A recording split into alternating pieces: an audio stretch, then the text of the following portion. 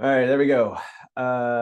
Recording has started, and this is the July 8th, 2025 Rook community meeting. So let's go ahead and jump on into our milestone checkups and see what's going on here. Let's see, the last community meeting was back on June 10th. So I reckon that we probably did this patch release later in the day after the community meeting. Is that right? If memory and That's math correct. serves correct. Anything major to point out here?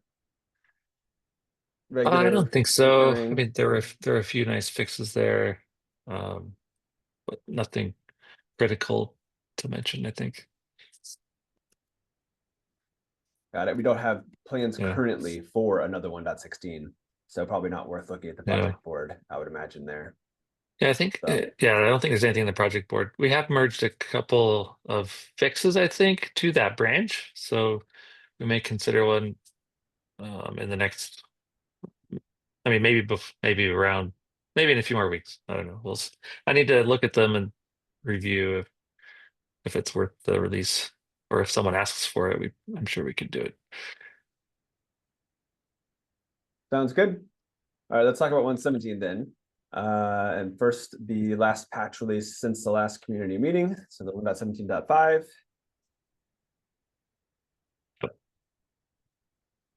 Yeah, so that was our biweekly release. Um, I think, um, yeah, I don't know what we need to mention about that. We'll have the next release planned probably for this Thursday, is what I was thinking. It's been Yep. about 3 weeks, so we're a little longer just with summer PTO. It's slowing the Holidays. releases down. Yeah. Yeah. Yep, that's totally fair. So let's look at the project board then and see what might be coming for that. Yeah, I think Anything you're looking these, to merge before Thursday then? this board hasn't been cleaned up, I guess. That 15604, the second one in the in review column, I think we've got a fix for that already, actually. So I need to double check that and close that. I think we had that fix in the previous release. Okay. Oh, Yeah, okay. Michael had fixed it.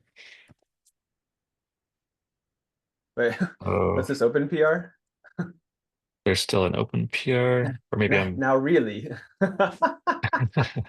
Oh, I know what this was. That's right. So we tried to fix it in the previous release. It didn't work, and now because we can't test it until we actually release. And in the follow-up PR, I tested it with him. We figured out how to test it locally before the release, and I think we got the fix. We were just waiting to merge this PR until the actual release, so that we remember to pay close attention and that it doesn't break the build type of thing. Since we can't fully test or see if it doesn't break the build until we do it. So Oh I'll merge yeah. this the day of the release, and No, man, I hate that's these release, publishing, make file type of changes that are and promoting and all that stuff. I yeah, exactly. Okay. Cool. So now really fix, we hope. Now really. But we'll merge it for when it's time for release. Okay. Makes sense. Yeah, not worth looking at that column, I'm sure. Anything to call out in the done column that will be going out the door as well? Uh, it's not ordered, so I don't remember what the last things were. Yeah. Um, yeah, I don't have anything to call it. Okay. Cool. All right, so that's Thursday then, is the plan for that 1.17.6 patch release. Mhm. And then we could talk about some upcoming dates that aren't too far in the future now for 1.18. So Yeah, just proposed our age four of the month monthly, here. yeah, our 4 monthly or 3 times annually, however you think about it. We're about due for that. So end of the month, we'll create the branch, and about mid-August, shoot for the release. Now, there's a couple of items still in progress that really want to make sure get done for that. They're later in the notes, so we'll come back to those. But that's the tentative plan. Do we have a project board, Travis, for Oh, one dot? yes, There we there go. is a project board. I forgot to add the link to it, Yeah, and it let me throw the it link in needs here. it needs review or updating too. Yeah, sure. There we go. That's it's in the agenda doc now. There we go. If anybody wants to uh, help update project boards, I'm happy to delegate that to you because it's something I'm always behind on. That's fair. You're getting real work done, huh? Right. Yeah, enabling the CSI. Well, we'll get to an agenda, but Oh, okay. Is that later in the agenda? yeah. Okay, cool. Yeah, okay, then yes, that sounds like typical cadence then for when we want to start doing our next minor release. Project board can be updated with more work that's ongoing there. And yeah, about a few weeks until we cut the release branch. Mhm. Okay. Anything else then for milestones? Not for me. Alrighty then. Okay, let's move on to the community topics then. So we were just before the recording started discussing at least the location of Cephalon and its proximity to Josh. But also CFP is opened through this week, so it's finishing this week. As in get in your proposals by the end of the week. Yeah, I think Sunday's the official deadline. Let's look at that real quick. Some feedback I did get from the committee is that they're really looking for user stories, how are users installing and running Ceph, things like that. So they're not as keen on pure engineering topics. They'll, if there's room for them, that's kind of the attitude of acceptance for those.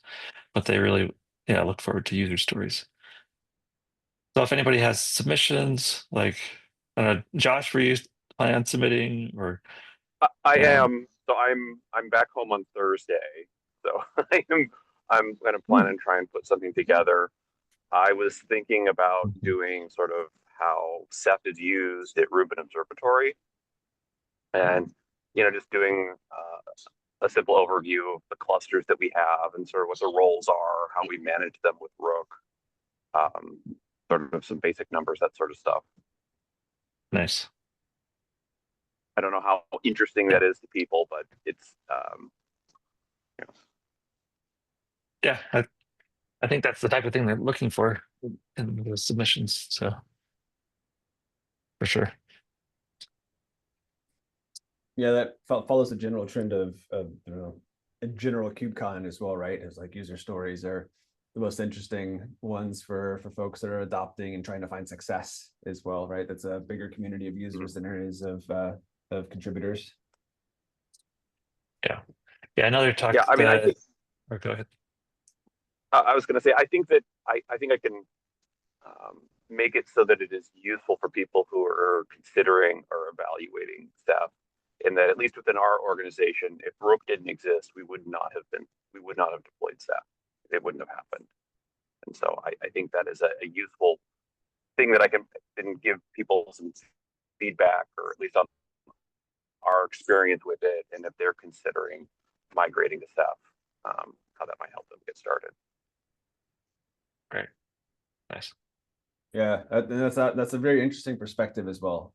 That I've long suspected and heard some of folks saying that, Josh, and it's interesting to hear you say it as well. So like without the abstraction and the operator on top of Rook to manage it for you, it's a challenging beast, let's say. Yeah, absolutely, especially at the getting started stage. I mean, now I would be comfortable managing Ceph like on bare metal if I had to. I don't want to, but if I had to, I know enough. But in the beginning, just to go through the evaluation step, there's no way.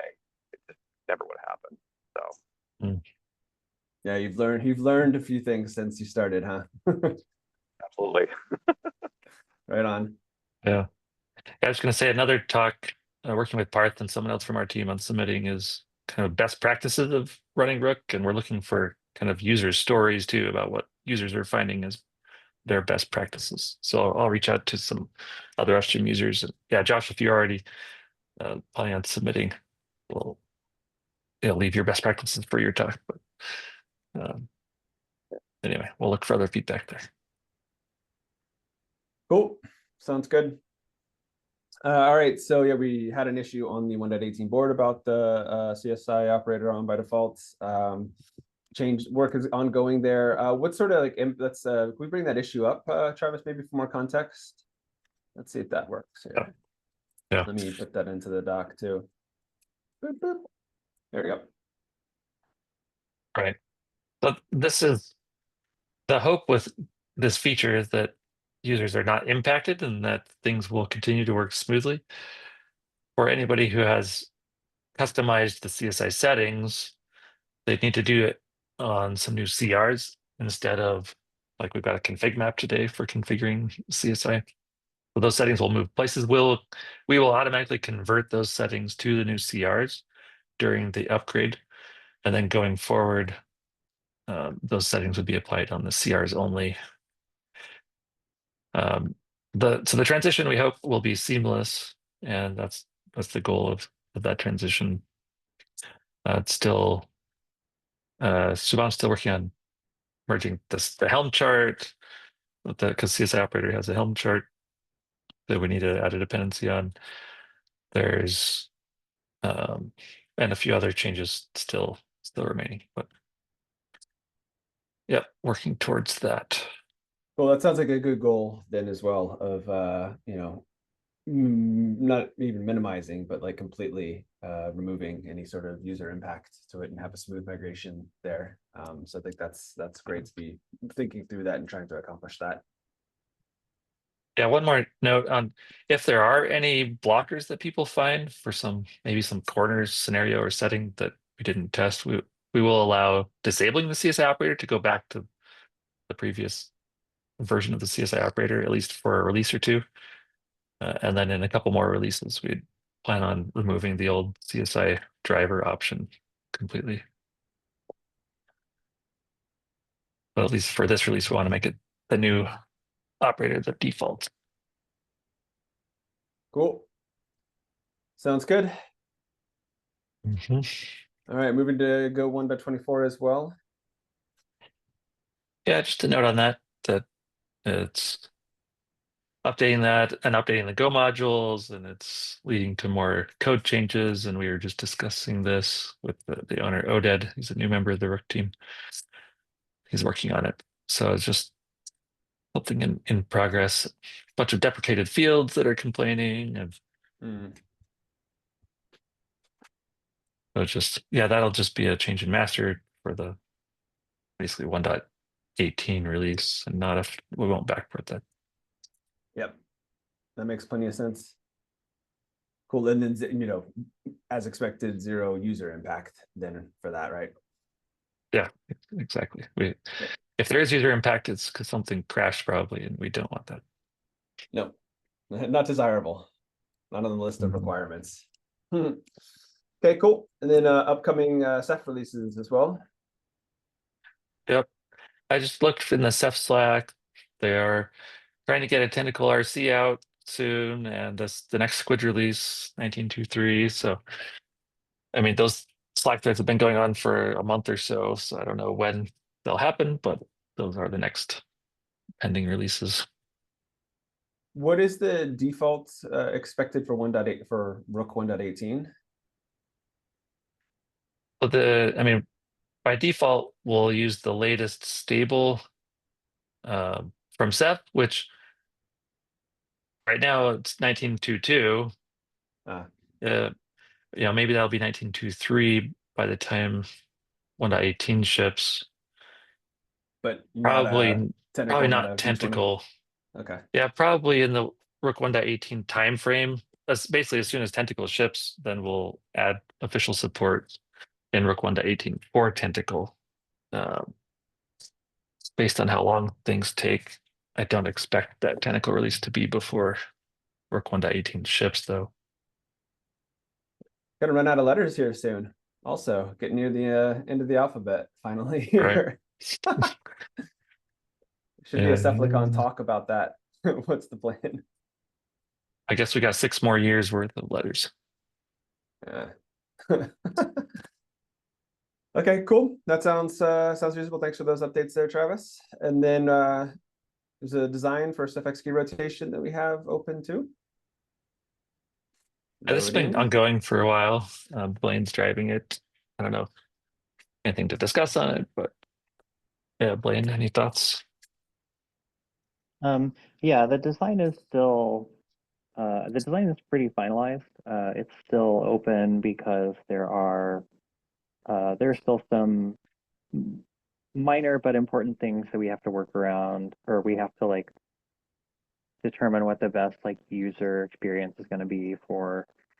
I think we finalized RBD mirror peers, but Ceph file system mirror peers are also going to be kind of a challenge. Otherwise, I think the design is pretty finalized and has had a lot of feedback, and we're trying to chase this for the 1.18 release. It's pretty ambitious, but we've got a lot of good work done on it so far and in review. Blaine, when you say a lot of good work done on it so far, do you mean that's specifically for the design, or like, you know, in parallel you've been doing some implementation work? Oh yeah, in parallel we've been doing implementations. Okay, cool. Yeah, RGW is complete, and then in progress we have OSDs, CSI, RBD mirror and mirror peers, as well as Ceph client. So yeah, that covers like a pretty big chunk of like our goals. I mean, we're like I said, we're making good progress. I could anticipate maybe we would want to push the 1.18 release out like a week or something, just to make sure that we're not like pressed for time doing this. But that's also something we can discuss outside of the meeting. Yeah, exactly. This one and the CSI operator default, I'm thinking of as blockers for the release. So if we need to move it out a bit, yeah, definitely want to make sure these get in. Cool. That sounds reasonable then.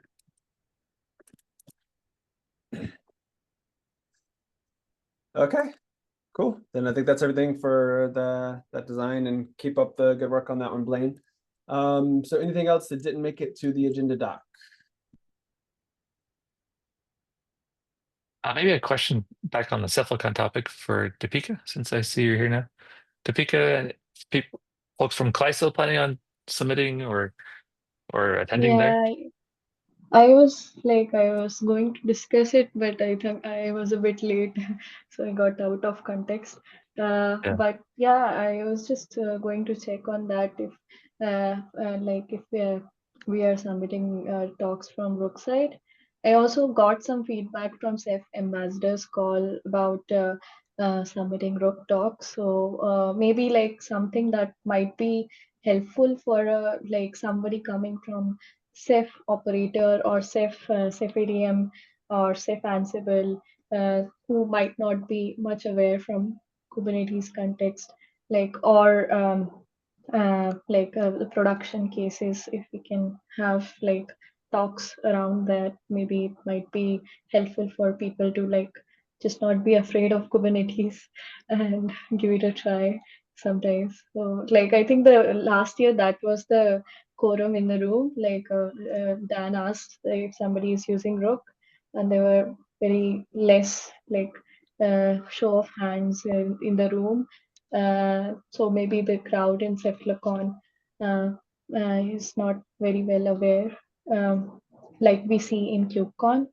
So yeah, that was the feedback I got from Ceph Ambassadors Call. And apart from that, I was thinking like I'm working currently on Ceph NVMe gateway feature. So yeah, if we can get it that might be something that's new, and it introduces support to like fast support for flash drives. So maybe I might be something I was thinking about. And yeah, anything that I can help with, like the cases that I have seen, and I think yeah, worked with. So or maybe for that also, I'm open to collaborate and yeah, see if we can have interesting group talks. I think I need to check with Artem as well if we have anything. Yeah, that's great. And that's also feedback that I've heard, that the more we can talk about Rook in production, running Kubernetes and things, it will help the community and those get more Has it- familiar. So that's great. Has anyone done like a tutorial on, like, let's spin up Rook with PVC block storage on, GCP or AWS or something like that? Don't think so. Like we had a booth when I was in core, and we were like just showing people how Rook works and how it's deployed in our cluster, but nothing like something that they can do. Maybe it could be a good coupling with hands-on for like somebody who just want to get started, like a short workshop. Yeah. Mhm. So yeah, it's a good idea.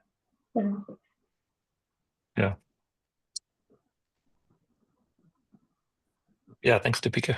Mhm. Look forward to Cephalica. I'm not sure, like, do we have a format like that where we can kind of like have hands-on session? Maybe I can check on that if we can have that. Oh, at the last Cephalicon, there was no such format. It was more of a presentation mode, where at least all the presentations I went to, it was Mm-hmm. not real interactive. Mm-hmm.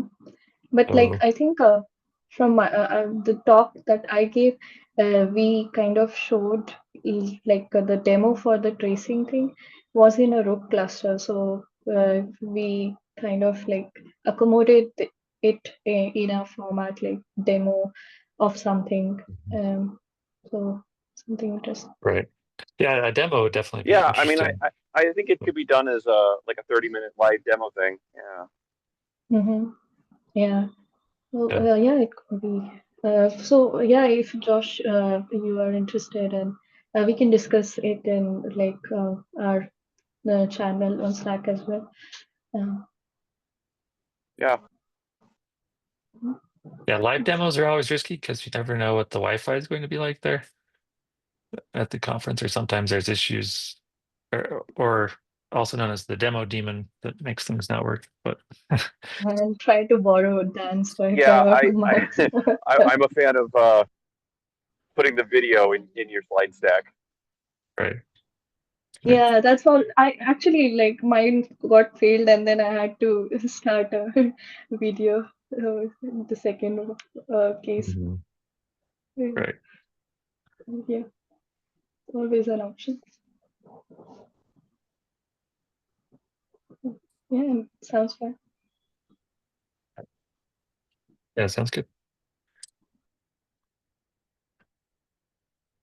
All Yeah, right, that's all I've got.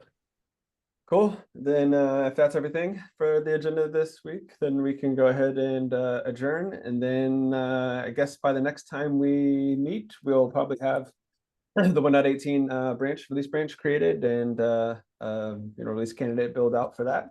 So cool. I guess we'll see each other in 4 weeks. All right. Thanks a lot.